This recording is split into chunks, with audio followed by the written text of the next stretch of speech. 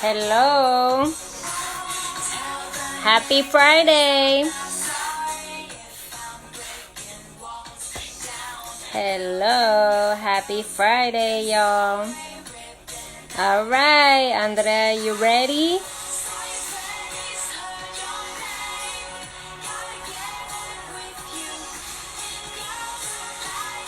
All right. Let's go. Come on, phone. View.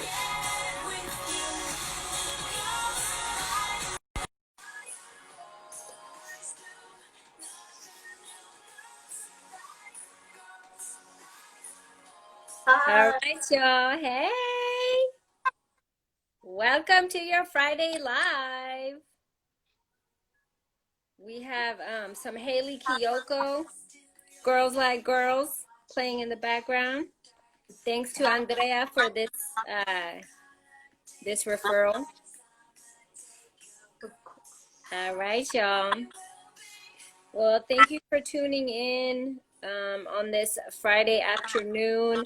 Hey, Aurora! And I see Phyllis on here. Cool. And everybody else that we don't know, we're also super happy to see y'all. I want to say before I introduce our very, very special guest who recommended this song, again, if you're just tuning in, we're listening to Haley Kiyoko, Girls Like Girls. And at the end, we might listen to some Princess Nokia on the way out. But happy Friday and also happy Pride. 2020 marks the 50th anniversary of the Pride March, which at the time in 1970 was marking the 1 year anniversary of the Stonewall riots. And we're actually going to talk about that a little bit later on. So again, thanks for tuning in. Today we are speaking with a very special guest, and we're going to be talking about LGBTQIA representation in the media, and specifically from a youth lens. So before I go for any further, I'd like to say I am so excited to be doing this live with you today, Andrea. It was such a pleasure to have you in our summer program last year. If y'all haven't tuned in yet, if you go to our website aboutface.org, you'll see one of the films that Andrea worked on last year with some other girls, as well as some of the graphic designs that she made for us. So yeah, we're really excited to be able to host you today. I've been so amazed by you in this last year that I've gotten to watch you and work with you in different capacities. So welcome. Thank you so much for being here with us. Hi. Thank you for the intro. I I'm also glad I got to work with you. I like that summer experience. It was very Yeah. cool to me. I'm so nervous being on video. I don't It's go all live. good. This is a first for a lot of people, right? A lot of people are using video in ways that we haven't before. And here you are, facing fears, conquering fears, and this is going to be really fun. So before I ask you the first question, as an intro, let me say Andrea is a San Francisco native, born and raised, although her people and her ancestors come from El Salvador, identifies as a Latina, and also does a lot of art. So traditional art, digital art. Again, there's ways to tap into that art, and maybe you can let us know later how we can follow you and how we can see some of your creations. And she's worked with a lot of orgs in the Bay already. Horizons Limited, through the DJ project. She also worked with Lyric, as well as Alliance for Girls, and an organization called My Path, which I just found out about today. Allows you to get your own credit union accounts if you're a young person. So yeah, you do a lot. You do a lot in the community, and you're already tapped into so many things, which is so inspiring for other young people. So thank you for that. Thank you for everything that you do. Thank you for putting that out there. Yeah, and happy Pride Month to you too. Happy Pride Month to you all. Thanks. How has it been celebrating Pride from virtually this year? What does that look like for you? I I don't know, getting cute stuff for myself. Making gay art. Um, it's not the same, but it's there. I'm still right? celebrating in my own way. Right. Okay, so to get into the first question, what do you know about what do you know about Pride, and what can you share about some of the history of Pride and in this Pride Month? Well, what I know about the history of Pride is that it started with the heavy policing that the cops had on queers in New York, and those queers like found a safe space called the Stonewall Inn, and the police were very discriminatory, unfortunately, as always, and they raided the Stonewall Inn, and it it just blew up into a riot, and people kind of they felt empowered, and they continued to come together annually, which is what Pride is now, Yeah, a riot absolutely. to an organized march.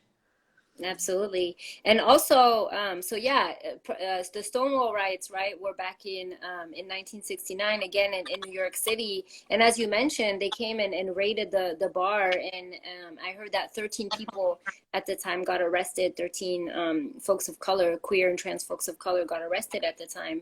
And also, there's something that you told me about that I didn't know about that happened before 1969 that I think is an important history point for us to know. So do you want to share that with me, what you told me earlier?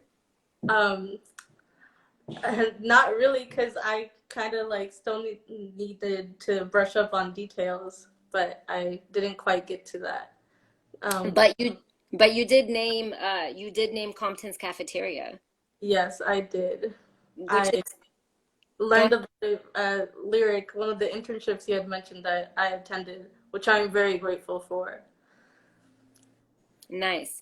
So I got to, do a little bit of research, but thanks to you inspiring me to do that research about Compton's Cafeteria, which was in San Francisco's Tenderloin district. And the Tenderloin at the time was one of the few places where trans women could would congregate publicly and feel some semblance of safety, right? And 3 years before the Stonewall riots are very well known, and again, it's kind of like a rallying point and a starting point for Pride. There were riots in 1966 at Compton's cafeteria, and part of that was because the folks who worked there would call the cops on them, and again, it broke out into a riot. And I think it's really important to note that part of the reason that trans women congregate in the Tenderloin specifically is because they were really unwelcome in gay bars due to transphobia. So to notice that transphobia also does exist within the queer and LGBT community then and now, which I know is something that you've been talking about. And before we go any further, we really want to uplift, Andrea and I were talking about this, what it means to really uplift folks of color, and I think really honoring brown and black trans women like Marsha P. Johnson and Sylvia Rivera, who were really pioneers in some of the activism that we now are that we now get to follow as a legacy of their work, right? So let's talk about media. How Um, do you think the LGBTQIA community is represented in mainstream media? I believe, well, from how I've consumed media, I don't think they're represented very well or not much at all. It's kind of a struggle to find media. I mean, now there's the Netflix like tab you could go to and like search for like queer media, but it's tough. Yeah. And then what about how are queer youth represented in media specifically, or, queer youth who are looking for LGBTQIA media, what's that experience like? Uh, Usually it's like high schoolers, which is cool, but it's still hard to find like good representation of queer youth. Um, I would I would like to shout out some web comics comics that helped me when I was still figuring myself out, which was Yeah. Shoot Around on Webtoon, which is about this a girls' basketball team that kind of has to learn how to survive in a zombie apocalypse, and a lot of them are queer, and they um, are like figuring out their relationships, and they mention polyamory, which to me was very meaningful. Yeah, right, because it doesn't get talked about a lot. And you had mentioned another one that you have, that you had mixed feelings about, but can you tell me a little bit about Big Mouth? Big Mouth? Oh yeah. So it's a animated show about, I believe, middle schoolers, so not high schoolers, which is cool. They're going through puberty, and they do have some queer representation, but the main dude is like white, cis, gay male, which is cool, but the queer community is more than just white gay males. Yeah.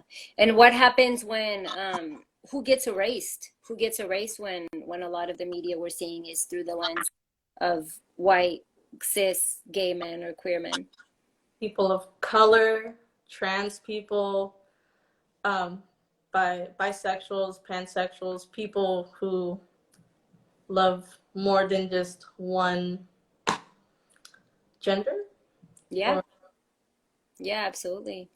And I was telling you about one that I just discovered, which it's if I don't know if folks are familiar with the movie Love, Simon.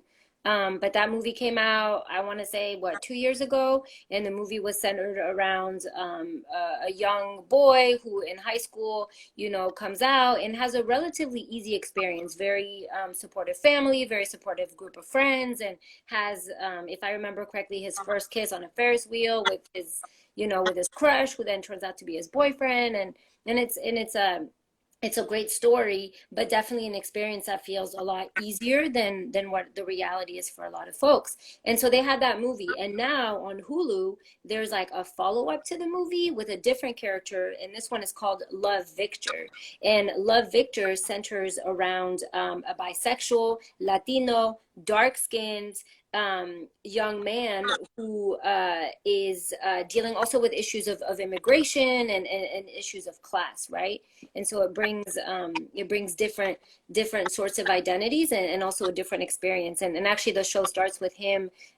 Essentially, he comes to the same school that Simon was at after the character of Simon already graduated.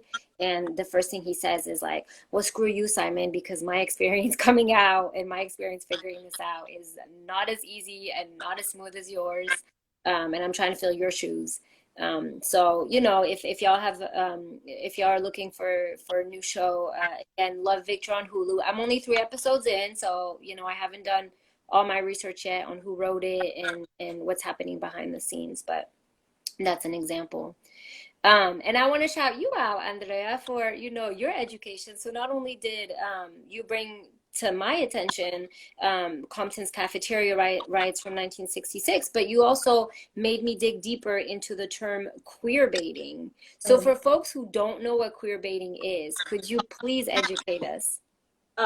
queer baiting is media's attempt at trying to like represent queer people, but not really wanting to. So they'll hint that a character is queer, but they won't really like disclose it with the audience, which is very annoying because people want that content, and there's there's evidence that people want certain characters to be queer because of how they've hinted at it, and they come up with their own content, and it's not fair that people have to make their own content to get a bit of representation.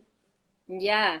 And why do you think they're doing that? Why do you think that writers, and actually, let me take a step back. Folks who are joining us and who are listening in, please, if you have other examples and answers to any of the questions I'm asking Andrea, please share them with us. As you notice, I'm commenting and trying to drop the name of the shows that we're mentioning or the concepts that we're going to be bringing up. But please, if you have things to add, we would love to hear from you also. And so we're talking about queer baiting. And my question, Andrea, as a follow-up is why do you think that's done? Why do you think writers and directors and whoever's producing these TV shows, why are they using queer baiting as a tactic? Um, because they're scared. I don't know why they're scared. I mean, I could see why they're scared, but it's lame. Like, just give us a bit of representation. It shouldn't be that hard. It honestly shouldn't. Yeah.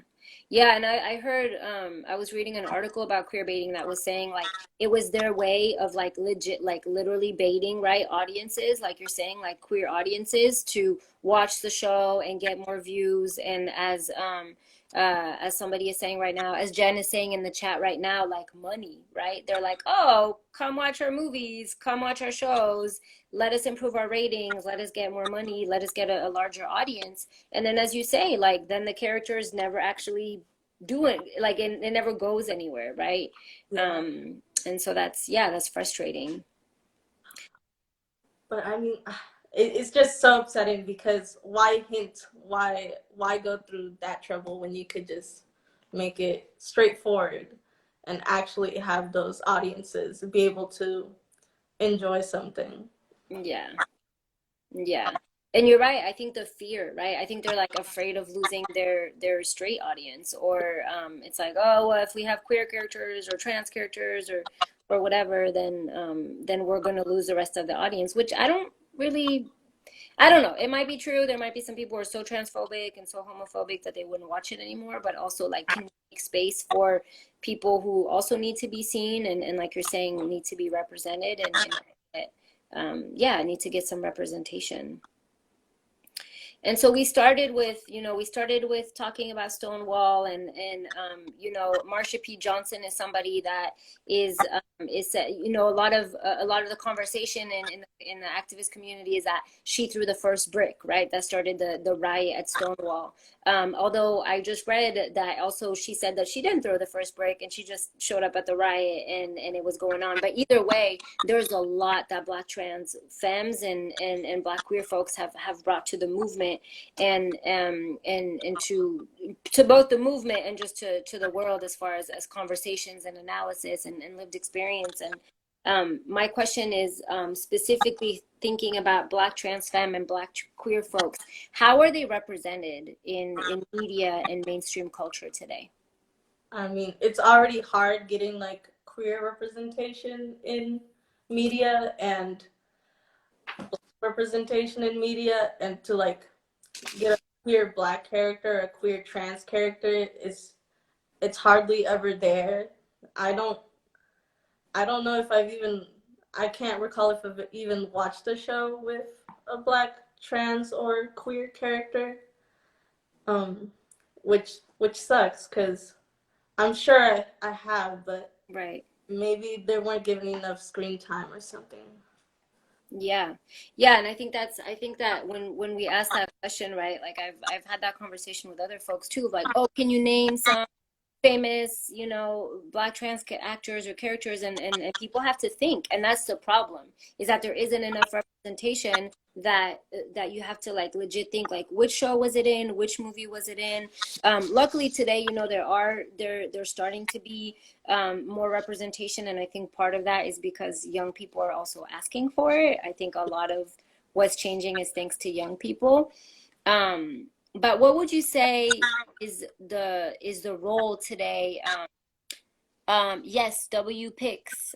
Oh, is that how you say your screen name?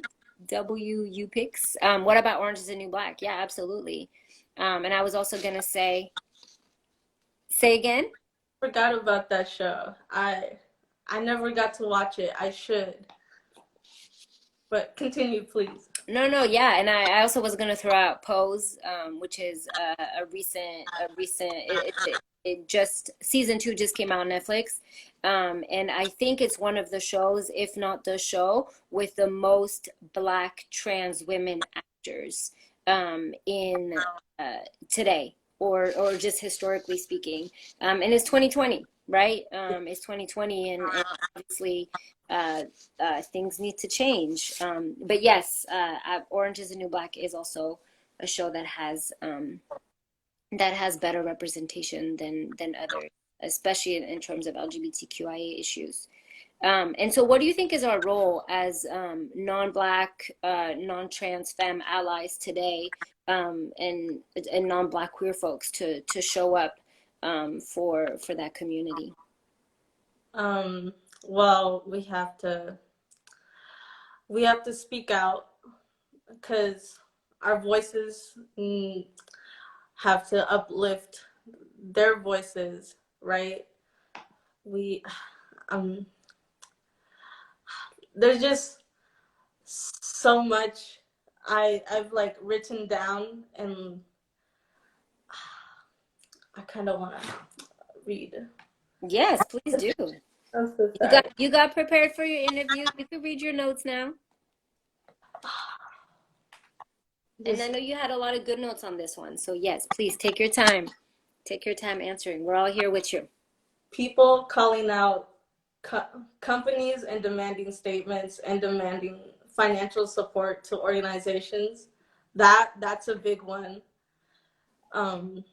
because it's systematic racism, and we need to fucking get that shit in order. That part. Supporting Black businesses and artists, showing up to protests if you're comfortable, since it is, you know, there's a pandemic going on. Right. Please stay safe. Please stay safe. There's been artists that have been creating art to sell so they can help fund organizations. So if you want to like donate to an organization and also get some art out of it, you could search for some artists. I currently don't have any handles that I remember like on the spot except for Salty Jellos. I should type it up. But they made some stickers, and if you donated, you can get some pretty cool stickers. Let's see.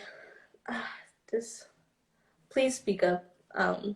This non-Black allies need to work within their social circles and also fix any like issues within that, because we all are a part of society and we just need to take responsibility when we can. Totally. Yeah. Yay, speak on it. Thank you for sharing that. And there's been some more comments and some more comments here. I know that a documentary just came out on Netflix featuring Laverne Cox from Orange is the New Black called Disclosure that Elizabeth is mentioning here. As far as media history about Black trans characters, Jen is lifting up the movie called Midnight in the Garden of Good and Evil. And I also put the handle for Salty Jellos for the art that you were speaking to. Also, I wanted to lift up a documentary that I just watched yesterday called The Future of Trans. It's a 17-minute documentary. It just came out on YouTube. It was just released on the 24th. And Amara Jones is the filmmaker, and she travels around the country to interview poets, actors, authors, writers, activists about how they imagine their future. So you'll see featured some of the actresses from Pose.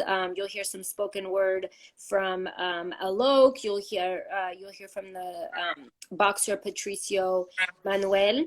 And I think that part of what you're speaking to about the responsibility to speaking up is that there's two things, right? I think there's this whitewashing of history where we have completely erased Black contributions. There's I don't know how you would say this, but like a washing over, like a cis washing. I don't know how you say that, but like, of history too, where a lot of queer and trans contributions are not spoken. And we live in a world today where Black trans women specifically are killed at alarming rates, right? And so I do want to say, like, trigger warning for anybody who's listening who's impacted, and to say that when you're looking at a person's life expectancy being 35 to 37 years old, when you're looking at the annual income is estimated to be less than $10,000 a year, so definitely living in poverty. And when you're looking at, systemic, like you're saying, like systemic racism, right? Systemic racism towards Black folks, and then the transphobia that exists in our queer communities, right? That back in the 60s, a lot of queer folks would say that trans women were what was the word I saw, like female impersonating, like they were or femme impersonating, I forget what the exact language was, but that they were pretending. And so a documentary like the one that Amara Jones just put out is saying like we're imagining our future because there was a time in our life, and there may be a time still and days in our life today where we don't know how to imagine our future because our life expectancy is, again, 35 to 37 years old. And what I want to read a quote from a drag queen named Peppermint, who's from RuPaul's Drag Race, who said, "The murderers are committing atrocities and they're getting away with it. The public is not rallying behind these trans women the way that we rally behind our folks, and it's really tough. When the potential murderers see that even our own community is not rallying behind us, what's to stop them from killing us?" And I think that's really, really, really important, is us rallying behind Black trans women, behind Black queer folks, behind the Black community, is also showing that there's support and that we're not going to let people get away with it, right? Whether it's police violence or whether it's folks who are just racist and or transphobic and are not part of the police force. But do you want to add anything to that? Just it's not as simple as that, but it's really like speaking up is really a big part of it, and we just have to speak up every day, even if it's a bit, even if we like go to something like a protest, a petition. Yeah, it's just a matter of speaking up and keeping up. We have to keep up with these issues because it's kind of easy to get lost because there are so many issues going on. I agree. And it's easy to pay attention when things are like in the media or all over your social media feed, and it's like it's happening in the moment, but like this is a lifelong thing. Like we're gonna have to keep working on this even in 6 months when it's not headline news. So I agree. And I think speaking about it is also the way that we're able to break down transphobia and homophobia and whatnot, is also how we educate people in our surroundings. And sometimes that's the hardest part, is educating people who we're close to, right? And I know that you mentioned some in general, some struggles and some experiences and some contributions from the LGBTQIA community that you wish were talked about in more meaningful ways in media. Do you want to speak to that? Yeah, people, there needs to be more queer characters that play STEM, like STEM field characters, so like doctors or scientists or an engineer, just something to show that it's there, that it's possible, that it exists. Because I don't know, I just don't see enough like queer people doing STEM stuff. Mm-hmm. I did mention other issues. I'm so sorry. No, don't be. You had spoken a little bit about. Oh, go ahead. You got your train of thought. Medical care for women, people of color, trans people, queer people, that there shouldn't be any issues with how people's lives are being handled in a medical environment. It's where we're supposed to feel safe because we have to be so vulnerable. Mm-hmm. But it's an issue. I wanna say them, but I want to go on about them, but I can't. But I guess I could just mention them. Sure. Trans people and how they get not categorized, but grouped up in prisons. Mm-hmm. Like they just put them where they don't identify that way. So why would you put them in a place where they don't they're not comfortable. And I know, like, in a in America, we believe like prisons are, it's more like of a punishment thing when really it should be rehabilitation. Mm.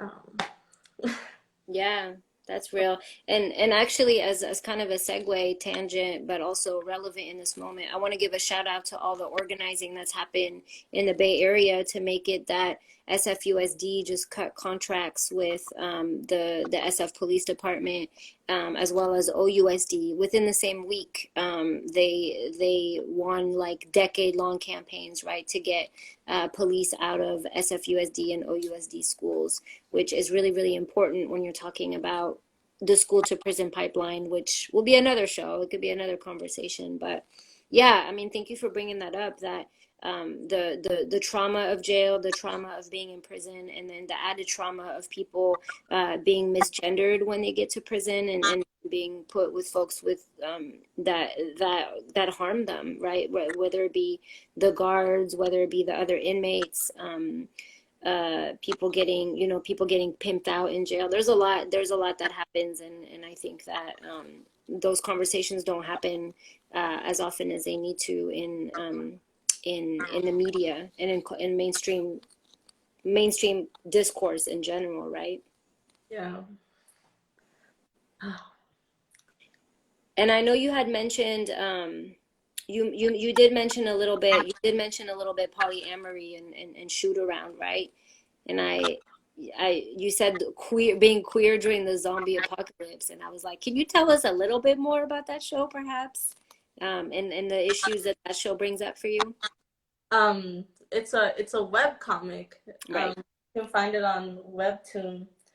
I like skimmed through the like thumbnails, and I remembered how much longer it was, but it covers polyamory. It covers like cute little issues like coming out to your crush. Mm. There's also like other issues like, because it's a zombie apocalypse, so there's kind of like two gangs. Um, I really love that webtoon. It's very meaningful to me, and I hope someone out there enjoys it as much as I did. Nice. And it just goes to show all the different forms of media that are being created now, right? That you're able to okay, you're not finding mainstream representation that feels good, but there's web comics on Webtoon, and there's issues that are important to you that get to be lifted. And I guess in that kind of goes to my question of like, how do you think media can be empowering and inspiring for marginalized communities like the LGBTQIA community? Um, I'm so sorry. I need to, because I wish I could answer on the spot, but I don't want to be everywhere with it. And that's okay. We got notes. I got notes too right here. No shade in having notes. It means you're prepared. Thank you. The it can be an inspiring and empowering tool by just simply giving the characters more than just screen time and give them dimension, make them relatable, make them go through universal issues, make them go through queer issues. And I want to actually like focus more on like youth, because youth, like when they consume media, it kind of gives them a little feel of what the world is like. And if there's not enough like queer representation, then they can't, queer youth can't be as comfortable with themselves, and cis or heterosexual youth may not be as comfortable as they could be because they're not seeing representation. Does that make sense? Yeah. Seeing yourself on screen is really important, and putting media in the hands of people whose experiences are being talked about is also really important, right? I like that you mentioned folks being more. I know we talked about this, but folks being more than just one dimension, being multidimensional, and getting to have different roles is mad important. In the YouTube documentary that I mentioned, The Future of Trans, one of the actresses from Pose, in her interview, I can't remember. I think her real life name is Dominique, but Electra in Pose, she mentions the fact that what the future looks like for her is not to be labeled trans, but to just be labeled a doctor or a gardener or an artist, that people wouldn't need to to say like I am trans, and right, that people just get to live out their dimensions, right? And I think that's really important in media and has a huge impact, especially for youth. Do you want to add something to that? I think you got it. Okay. I want to shout out really quick. One of We have interns this summer, and I want to shout out one of my interns who did some research this week around this topic, and she pulled some. So hi, Aoife. Shout out to you. She pulled some statistics from the GLAD website, GLADD, and they have a lot of conversations on there around stats and around representation, and specifically for the community we're speaking of. I don't know too much about them aside for that I've gone to them a lot for stats. I can't speak too much to, again, I think it's important to know like behind the scenes. So that's research for us to do for later. But speaking to how folks have been represented, and some good examples. So specifically, two of the good examples she mentioned were Rocco's Modern Life, the 2019 version, where they actually reached out to a bunch of LGBTQIA orgs before writing the show and before airing the show on Netflix. And I think that's important. If you want to do a show that's really authentic and really genuine, you have to either have folks who are in there, who know the experience, and if not, then talk to the orgs. I mean, obviously the ideal is please let people represent themselves. And the other one was Faking It, which is a little bit older, but aired on MTV in 2014. And for that one, they actually put out a nationwide casting call to find a transgender actor to play the character. So they went beyond where they were at to make sure that they found the right person to play the part. And also they mentioned the hashtag the first time I saw me, which has been used by a lot. So if you want to check that out, again, hashtag the first time I saw me, which is used by a lot of folks in the LGBTQIA community to uplift positive representation. And you mentioned some positive representation that you've seen of folks telling their own stories. So who do you want to shout out, or what do you want to shout out?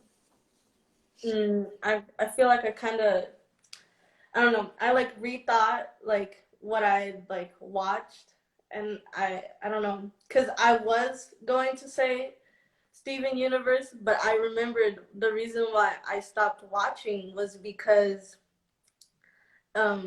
it was cool up until the point of the story where I have to explain kind of the plot, but I also don't want to spoil. Does anyone care about Steven Universe? We'll just say a warning. We're about to have a spoiler for Steven Universe, so plug your ears or fast forward if you're watching later on YouTube. Go ahead.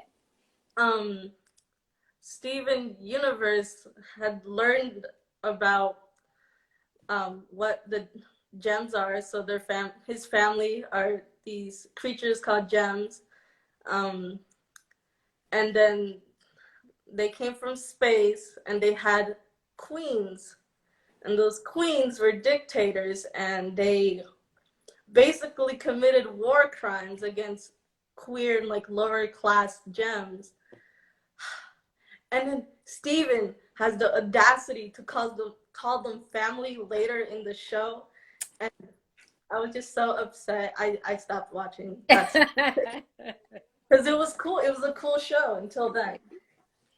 Yeah. I can't even.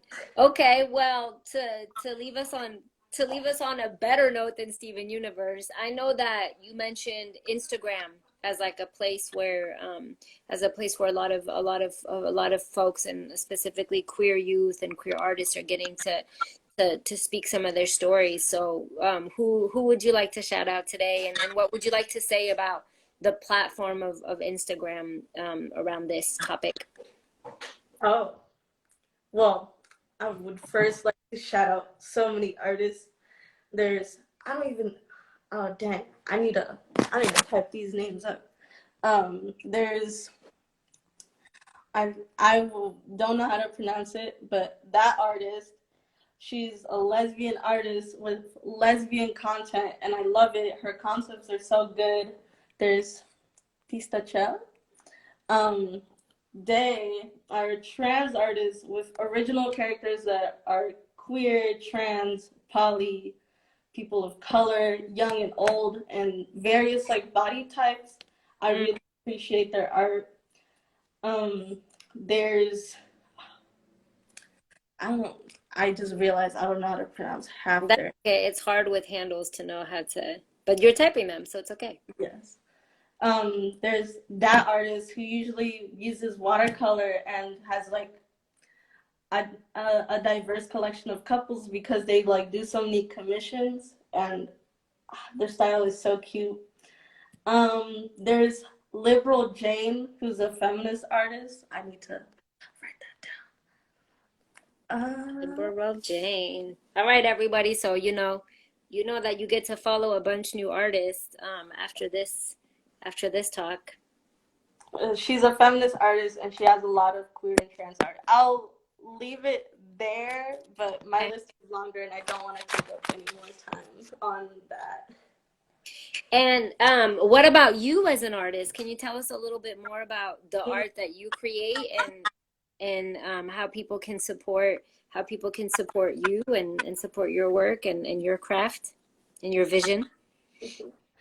I've been a bit lacking with producing art, or rather like posting art. But I make digital art and traditional art. I sometimes mess with like polymer clay and I make some earrings, but this Instagram account is my art account. I don't have like a private account or anything. This is all me, just art. Support. Just follow me. That's honestly all I'm cool with. Just a little follow. And I don't know. If you have any like subjects you want me to draw, you could definitely like DM me and it will give me something to draw. Nice. Some more inspiration, huh?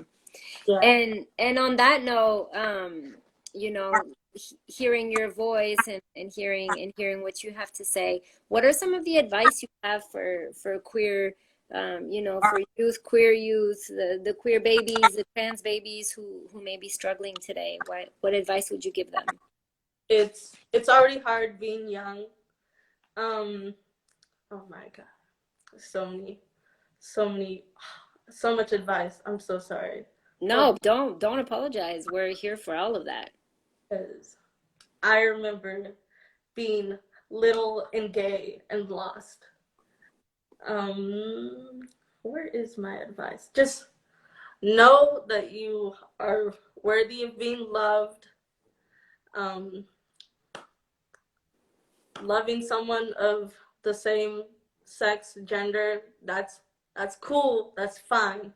You are perfect. Oh my God. Just please love yourself. That's my biggest thing. It's already hard loving yourself, but being told by people in your circle or people on social media that you're not worthy of love is tough.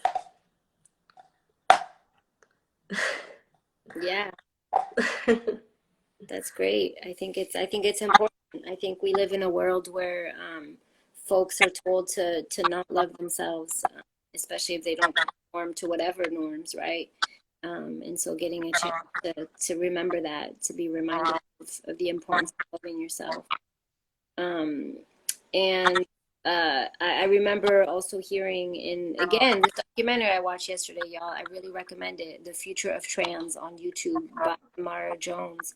I think it was Chellaman that was speaking, and they were saying that even if you don't find a definition that defines you, just even if you don't find a definition out there that defines who you are, you don't need the definition, right? Just know that you are enough and you are beautiful, and whoever you are is just right.